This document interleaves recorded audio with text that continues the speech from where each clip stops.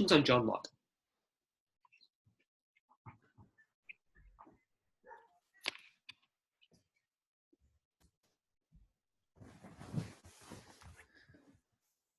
Okay. The next person we're going to talk about is Thomas Hobbes. Has anyone heard of Thomas Hobbes?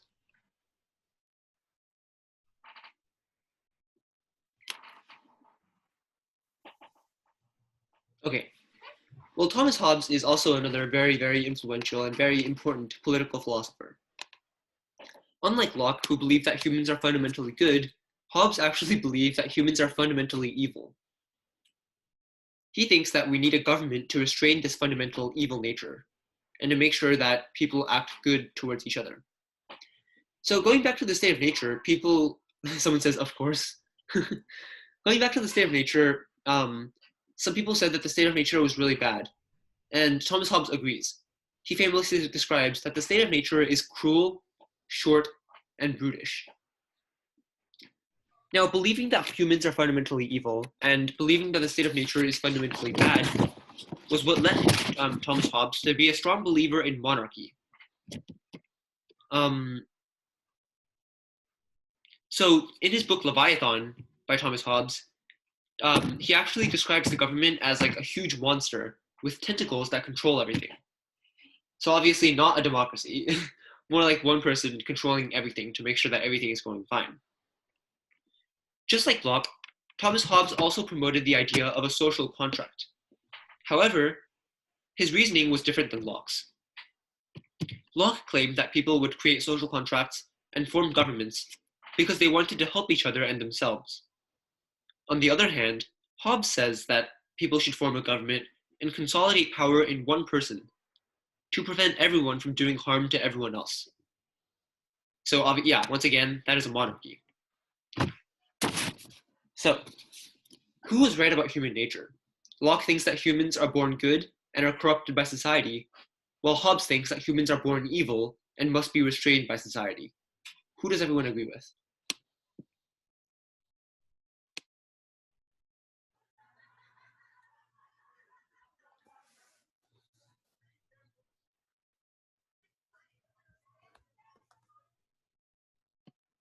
Mortis says, I think Hobbes is the best. Do you want to explain why that is in the voice?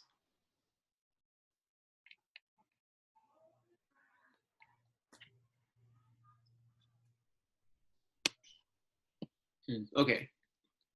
And then, is that your real name? I'm not sure how to pronounce that name, but whoever just said Locke or whatever his name is, do you want to explain why?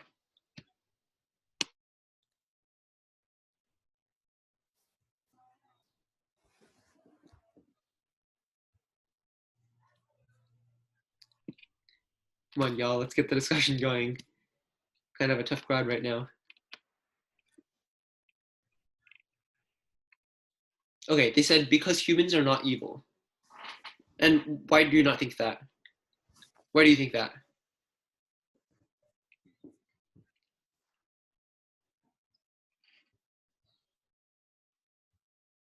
Okay, so Daryl says Hobbes is good because everyone is anonymous and we are evil. Okay, well. Okay, so Senatus Polus Romanus says because that's how it works. But why exactly? Like, what have you seen in society that makes you believe that way?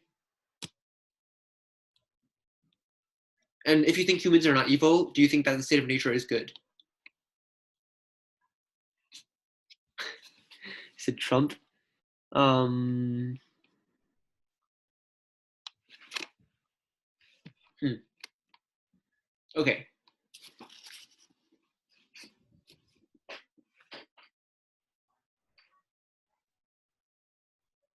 Okay. So I guess not much of a discussion here, but my point is, it's a pretty difficult question. It's really hard to say who is right about human nature. But regardless, Hobbes' belief about human nature led him to support monarchy, while Locke's belief about human nature led him to be a stronger proponent of democracy. Daryl says, although Hobbes offered some mild pragmatic grounds for preferring monarchy to other forms of government, his main concern was to argue that effective government, whatever its form, must have absolute authority. Yeah, exactly. That's a good summary of Hobbes. He wasn't a strong proponent of monarchy, I guess. It was more that he believed that government had to have absolute authority in order to control that state of nature. That's why Hobbes believed in monarchy. Okay. The last person we're going to talk about is John Rawls. Before we talk about John Rawls' ideas, let's do a little experiment. So everyone pay attention. This is important. All of you are going to be placed randomly in a society in 5 minutes. You don't know what role you'll have in society. Okay. So you could be a king, a slave, a cook, a hunter, anything. However, you can decide right now with everyone else how society should be like. Remember that you should take into account the fact that you do not know your place in society in advance. Now we're going to have a discussion on, given all of these facts, how do you want society to be structured? To the gulag. What? No. Any serious responses?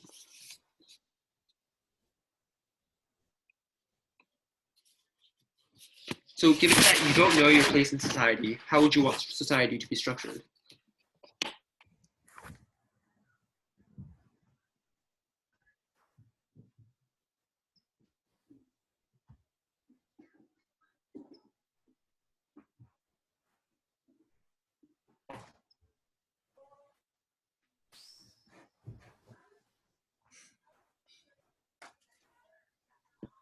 Should I call on someone? Y'all, stop being off topic in the chat. Let's get back to the topic. So what does everyone think? You're going to be put in a society. You don't know who you're going to be in that society. So how would you want the society to be like? Aiden, do you have an idea? I'm just calling on you because you're first in the names list.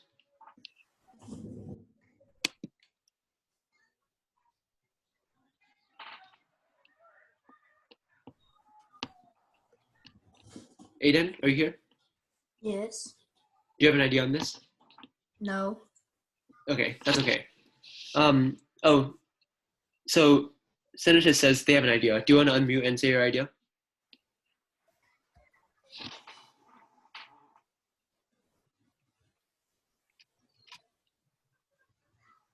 So Senator says like Rome. What exactly do you mean? Like, do you mean, like what aspect of Rome? Also, intelligence is safe. Okay, that's fair enough. Frank says, let those who are strong have power. So would you be okay with not having power if you happen to be weak?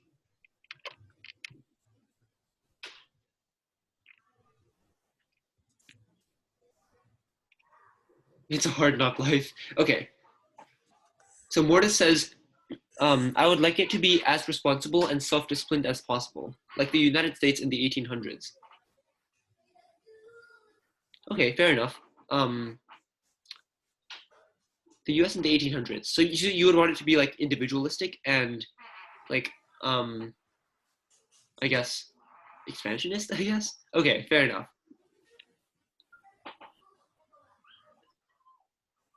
Okay, well, let me tell everyone what Rawls thinks of this. Rawls thinks that, so this is a thought experiment by John Rawls called the Veil of Ignorance. Rawls claimed that under the veil of ignorance, in which nobody would know what they would be in a society, rational humans would design an equal or close to equal society, so that they wouldn't have to be unlucky and become a slave or something. Following this logic, Rawls proposed an equal society. So this is the Rawls theory of justice, his justification for a more equal society. He believes that in this society, with the veil of ignorance, people should have equal basic rights, meaning that no matter if you're a hunter or a slave, or a fisherman or a farmer, no matter what all of these are, you should have equal basic rights. Since Rawls is a communist, well, not necessarily. You can believe in equal basic rights without believing in, I guess, communism, which is a lot different than that. And Rawls's ideas of the veil of ignorance definitely also influenced the US Constitution and a lot of other countries. Does anyone have any questions on John Locke, Thomas Hobbes, or John Rawls?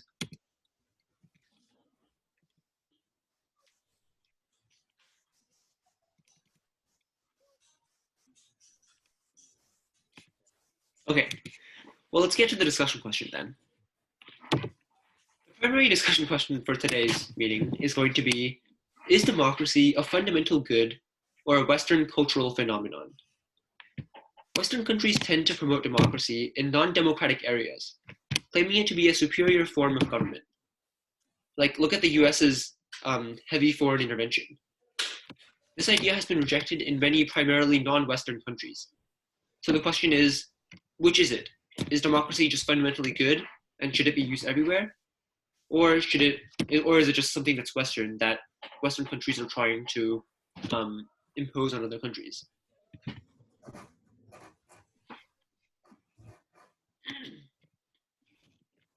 Okay, and in the meantime, I see that there's been some responses about the veil of ignorance, so I'll read those really quickly. Intelligence says, I want it to be safe and good for the people to be in. Then the people will be happy that they live there. Many people are happy to be safe, so a safe community makes a happy community. If it is good for people to live in, people will all live happily. If every person is happy, it is very likely for them to give everyone good service, so that everyone will be happy, safe, and everything you want. Okay, fair enough. So, happy society. And then Darrow says, I think we should strive towards a more just world with better distribution of resources. I don't really know how governments develop, but I want a unified body to govern the whole world. I generally think that governments should be more open and transparent. Okay, so I think Darrell would probably agree with Rawls, right? Agree with Rawls in that in the veil of ignorance, people would choose to have an equal society.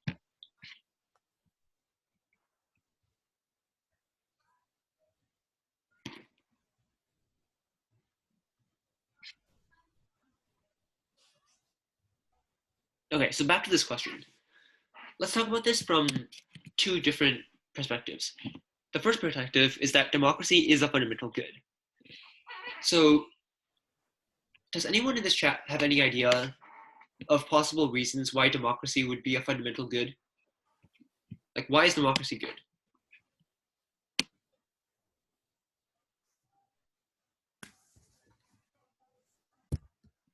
As usual, feel free to unmute yourself and explain in the chat. Because everybody gets their own way, because everybody gets to choose what they want. And why exactly is that important? Like, what if everybody chooses something that's bad because they're, like, dumb?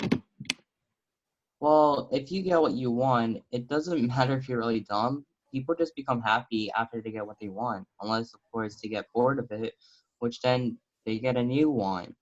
But in this way, voting is kind of how to express your own feelings, and if you're in, like, a monarchy, feelings aren't really as pronounced.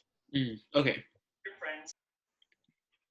So Mortis says Mortis says democracy is good because it gives the majority of people what they want. So yeah, that's also another argument. Frank says people listen to you and less censorship. That's also fair. Any other points?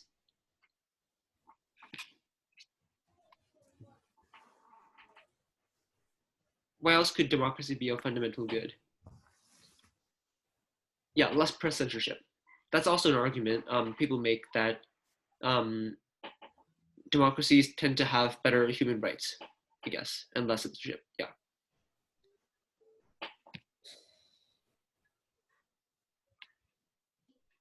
Okay. Well, here's a list that Britannica had. This is paraphrased from Britannica. Democracy uniquely possesses a number of features that most people will consider desirable. And then there's 10 points here, so everyone can take some time to read these. This is a non-exhaustive list of reasons why democracy could be good. And you guys got some of them. So I'll just summarize all of them. Firstly, democracy helps prevent rule by cruel and vicious autocrats. Modern representative democracies don't fight wars with each other. Countries with democratic governments tend to be more prosperous than countries with non-democratic governments. Democracy tends to foster human development better than other forms of government. Democracy helps people to protect their fundamental interests. And then I won't read the entire thing. Y'all can read the rest of it. I'll give everyone some time.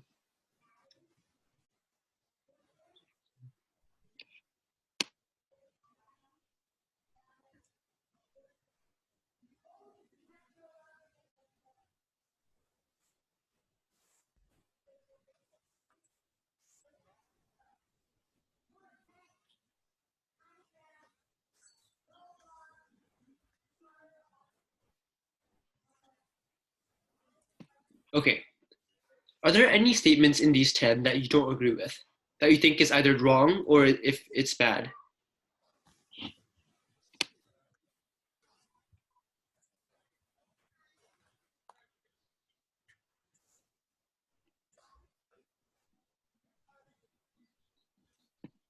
Like number 10 says, only in a democracy can there be a relatively high level of political equality. So why is that important? Who thinks that that's not? Okay, so Frank says he does not agree with number 9. Yeah. So Frank, do you want to explain by unmuting yourself why you don't agree with number 9? I don't agree with number 9 because if fate exists, there's already a pre-thing. So democracy doesn't work because if fate exists, then there's no choosing, there's no equality. I don't know. Wait, could you say that last part again? If fate exists, it doesn't matter. Oh. Because. Okay. Incorporating stuff from the previous meeting, I see. Well, I guess, but also on the other hand, if fate exists, then how can anything be bad? Because it's just fate, right? I don't know. That's a discussion in itself. So Daryl says, in some countries, freedom of expression, freedom of speech, freedom of the press, and internet democracy are considered important to ensure that voters are well informed, enabling them to vote according to their own interests. Okay.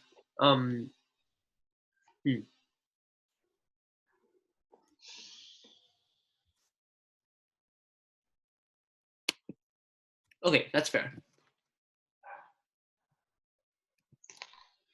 Any other points if that anyone does not agree with? Jay says this limits to unattainable system. What exactly do you mean?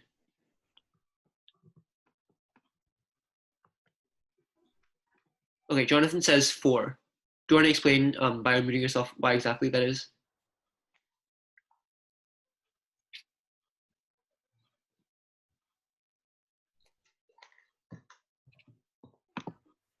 Jonathan?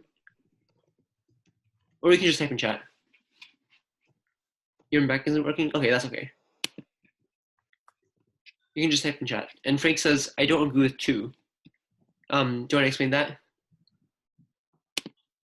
It's because it says I wouldn't classify it as a war, but I would classify it as like tensions between two parties of a democracy. So like they kind of fight, they kind of don't. Okay. Well, I guess that's a discussion to be had, right? Does in-party fighting count as fighting wars? I wouldn't say so, but I guess that could be valid. Okay. So the point of this part is to show that. So Jonathan says human nature runs its course in democracy. Okay, so are you arguing that if human nature itself is bad, then democracy will not work? Yes. Okay, I see. That's a fair point too. Part of this was to show that there are reasons why democracy could be a fundamental good. But now let's look at the other side of the debate.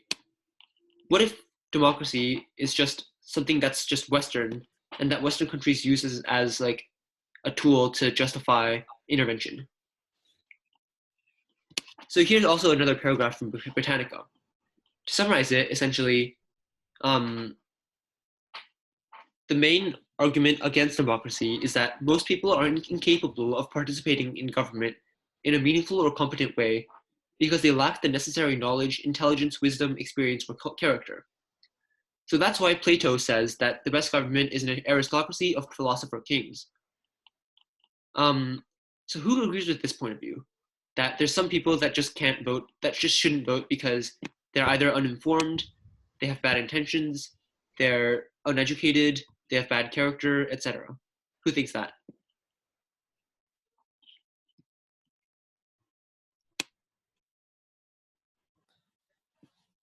Qiu, okay. Do you want to explain